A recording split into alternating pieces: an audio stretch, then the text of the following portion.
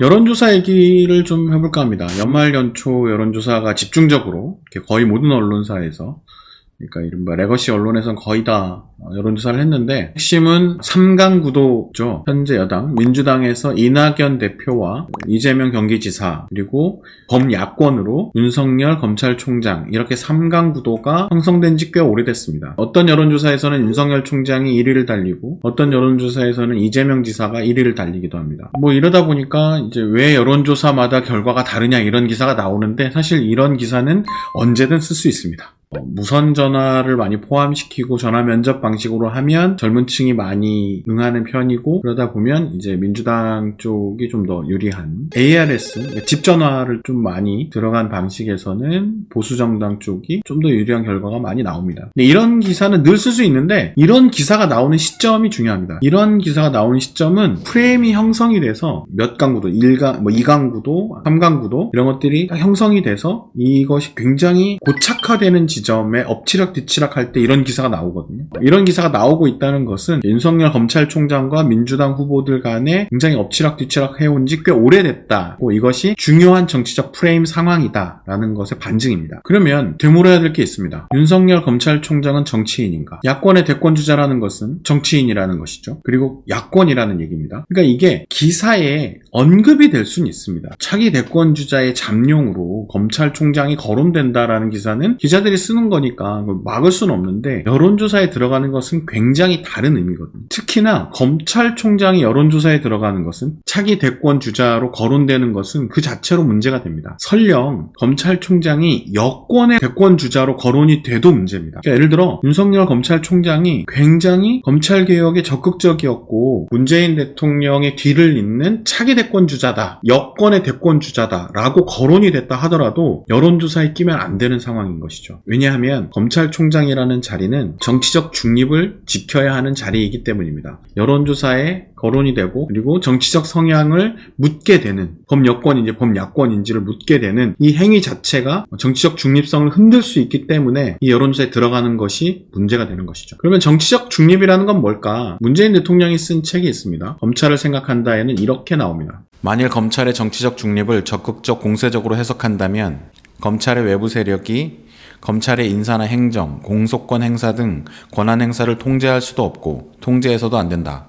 그러나 이 논리는 정치적 중립을 민주적 통제의 부재로 해석하고 검찰의 이익, 즉 기득권을 지키기 위해 검사들 스스로 인정한 지도자에게만 지휘를 받겠다는 것에 세련된 표현일 뿐이다. 윤석열 총장 체제의 검찰은 현재 정치적 중립이 무너진 수준을 넘어선 상황입니다. 정치적 독립을 꾀하고 있다, 이렇게 볼 수도 있는 상황이죠. 즉 검찰의 정치적 독립을 위해서 달리고 있다, 우려하는 분들도 꽤 많습니다. 검찰총장이 정치의 중심에 서 있고 검찰의 분위기가 정치적 독립을 꾀하는 방향으로 가고 있다면 검찰 자체가 하나의 정치 세력이 되어가고 있는 상황이죠.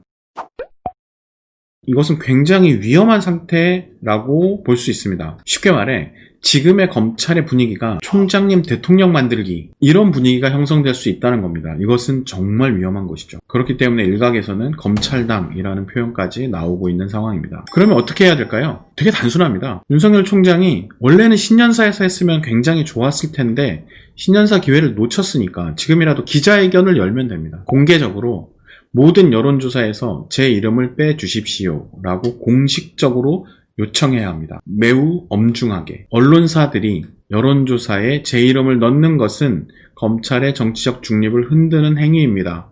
중단해 주십시오 라고 요청을 해야 합니다. 이러면 됩니다. 속내는 알 수 없잖아요. 속내는 나중에 대통령으로 나올 수도 있고 정치를 할 수도 있는데 그거 가지고 뭐라고 할 사람은 없습니다. 누구든 그런 꿈은 꾸는 거니까. 어떤 검사가 다음 총선에 출마하겠다, 이런 꿈을 꿀 수는 있습니다.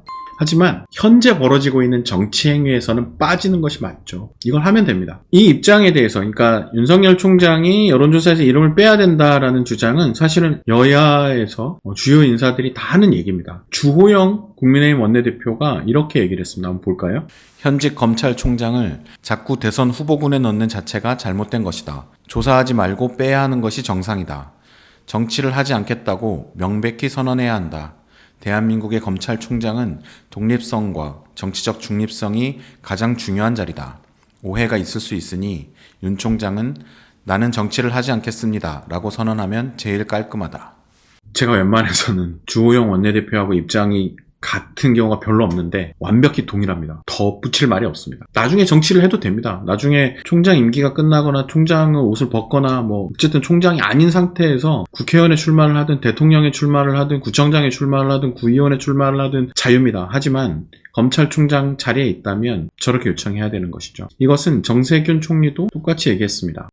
정세균 총리는 자신과 윤 총장 모두 대선 주자 여론조사에 이름을 올려선 안 된다고 잘라 말했다.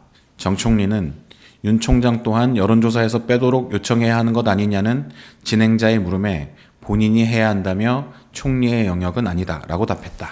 정세균 총리의 입장은 원래 총리는 여론조사에 많이 들어가는 편인데 정치인이니까 이번엔 빼달라고 하고 있죠. 코로나 상황이기 때문에 나는 차기 대권에 나가지 않을 것이다. 여기에 집중한다 라고 하는 것이고 윤 총장에 대해서도 똑같은 입장인데 그것은 당신이 하셔야 될 문제다. 이름을 빼라고 당신이 얘기를 해야 한다. 이렇게 이제 지적을 하고 있죠. 지금의 상황이 굉장히 좋지 않은 선례를 남기게 될 거라고 생각해서 이 주장을 굉장히 많이 하는 편입니다. 윤석열 총장이 그래 왔기 때문에 이럴 수 있잖아요. 어느 지역의 여론조사 기관에 그 여론조사에 갑자기 어느 검사가 이름이 들어갑니다.